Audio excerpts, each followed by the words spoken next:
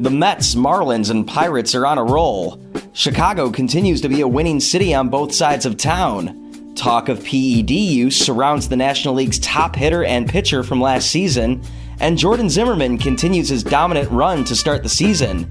All that and more on the Baseball Weekend Journal for the week of May 1st, 2016.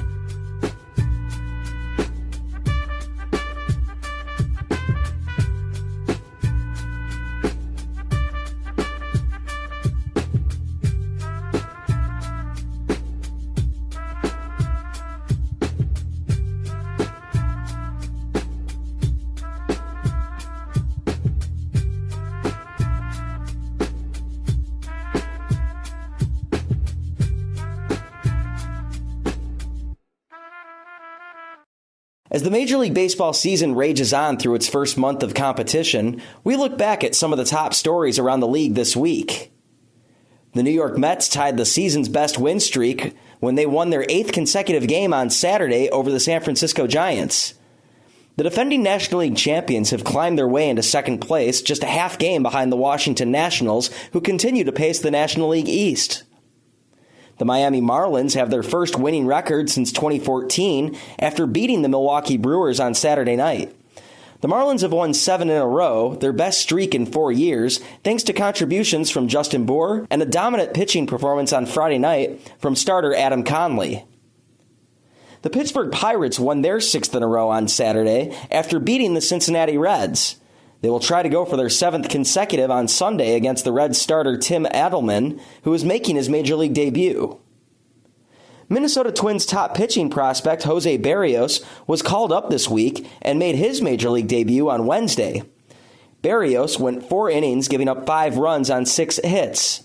He struggled to make it out of the 5th inning before being replaced. Berrios is scheduled to make his follow-up start on Monday on the road in Houston, going up against last season's American League Cy Young winner, Dallas Keuchel.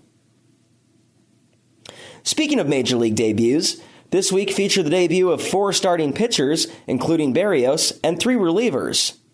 Michael Fulmer debuted on Friday for the Detroit Tigers, earning a win. Diamondbacks prospect Aaron Blair, who came over in the Shelby Miller trade, debuted on Sunday in a losing effort against the Mets. Sean Manaea took a no decision into a 5-inning outing against the Houston Astros on Friday night. The relievers that made their Major League debuts this week were Andrew Triggs for the Athletics, Pat Light for the Red Sox, and Zach Curtis for the Diamondbacks. Light was the only pitcher to allow runs, giving up 2 in the 9th inning on Tuesday night, finishing up for David Price in a winning effort against the Braves. Chicago is the home of the 2 best baseball teams in their respective leagues. The Cubs are off to their best start since 1907, when they won their first of their franchise's 2 World Series championships, and they've won 8 of their last 10 games. They continue their run of dominance over the rest of the league, while the White Sox reached 10 games over 500 before their series in Baltimore against the Orioles on Thursday. Last time the White Sox were 10 games above 500 was on September 25th, 2012, and the last time the White Sox won 17 games in April was in 2005, the year that they ended their 88-year World Series drought.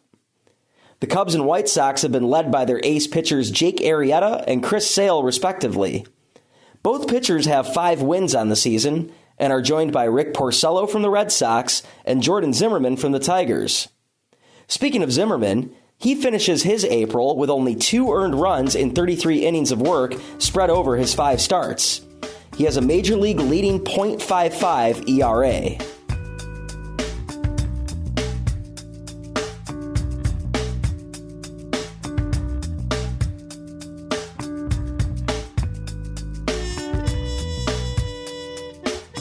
The baseball community was shocked to learn late Thursday night that Marlins second baseman Dee Gordon was suspended for 80 games for failing his recent drug test. Gordon, who won the National League batting title last season, tested positive for exogenous testosterone and clostebol, which were both identified as performance-enhancing substances on Major League Baseball's list of banned substances. Gordon signed a 5-year, $50 million contract in the offseason to remain with the Marlins. He was struggling this year when compared to his stellar 2015 campaign. He had a .266 batting average and 6 stolen bases on the current season when his suspension was announced. It was suggested this week by ESPN television personalities Stephen A. Smith and Skip Bayless that Chicago Cubs pitcher and last season's National League Cy Young Award winner Jake Arrieta has been using performance-enhancing drugs. While there has been no concrete proof and no positive drug test against Arrieta's legitimacy, this is dangerous talk for a game that is trying to recover from the demons of its past. And a network that promotes the game of Major League Baseball by televising games on a weekly basis should know better than to allow their personalities to loosely suggest these possibilities without any physical evidence other than an eye test. If this continues, the Entertainment and Sports Programming Network will continue to lose credibility as fast as they downsize their workforce while some of their top personalities abandon ship for other opportunities and networks. Sadly, the case against baseball being clean continues to be tainted by the likes of Dee Gordon and minor leaguers Travarius Relaford and Brent Jones, who were both handed suspensions this week. It was the third offense for Relaford and the second for Jones. Relaford will serve his suspension once he finishes his current one, and Jones was released 2 weeks ago by the Diamondbacks organization.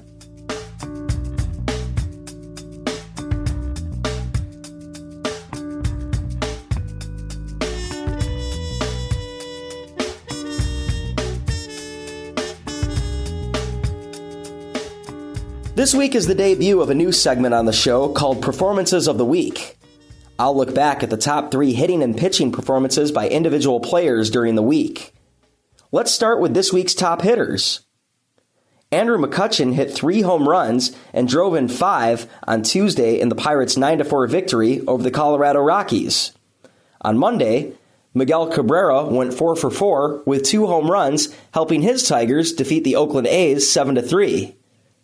Miami Marlins first baseman Justin Bour went 3 for 4, hitting 2 home runs and a double while driving in 5 runs to help his club defeat the Milwaukee Brewers. Moving over to the top pitching performances, Marlins starter Adam Conley left the 8th inning on Friday night at Miller Park in Milwaukee with 7 strikeouts and no hits allowed.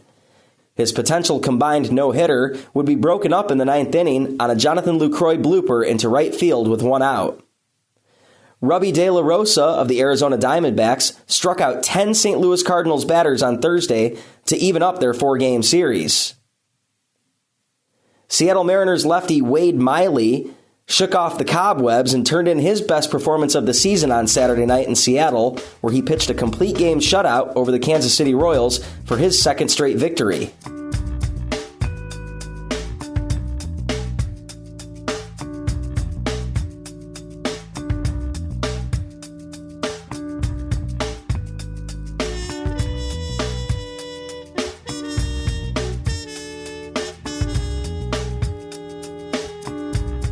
Turning over to our minor league report, Philadelphia Phillies prospect Rhys Hoskins is currently on a 16-game hitting streak with Double-A Reading.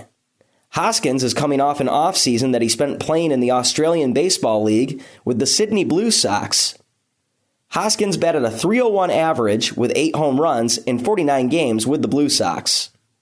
Chicago White Sox prospect Tyler Danish threw his first career complete game shutout on Thursday night, leading Double-A Birmingham to a 4-0 victory against Pensacola. His dominant pitching performance came on the same night as his late father's birthday.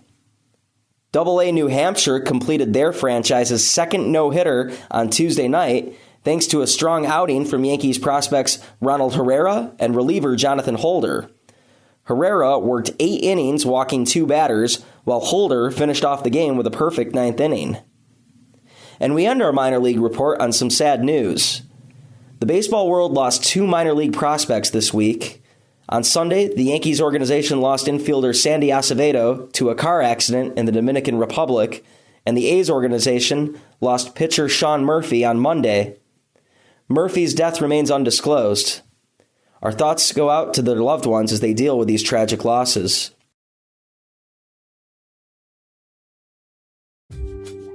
Tidbits before I close out this week's show.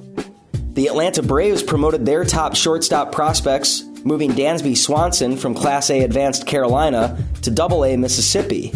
Meanwhile, Ozzie Albies was promoted from Mississippi to Triple-A Gwinnett. Giancarlo Stanton closes out his week with 9 hits, including 6 home runs, and is a likely favorite for National League Player of the Week. Matchups to look out for this week include the Pittsburgh Pirates trying to close the gap on the Chicago Cubs' lead in the National League Central as they gear up for a 3-game series starting on Monday in Pittsburgh. The Cubs will then head home to start a 4-game set against the Washington Nationals on Thursday. The Nationals will be coming off a 3-game set in Kansas City as the Royals try to recover from their rough week. Pitching matchups that I like this week has Johnny Cueto on the mound against his former team, the Cincinnati Reds, who will be sending Brandon Finnegan to the mound on Monday night. Phillies youngster Aaron Nola faces Cardinals youngster Michael Wacha on Tuesday. Mariners starter Hisashi Iwakuma looks for his first win of the season against Sonny Gray and the A's on Tuesday night in Oakland. And the strikeouts will be aplenty on Wednesday night in Miami as the Diamondbacks' Robbie De La Rosa looks to follow up on a great performance on Thursday, going up against the Marlins, who will trot out Jose Fernandez. That will do it for this week's episode of Baseball Weekend Journal.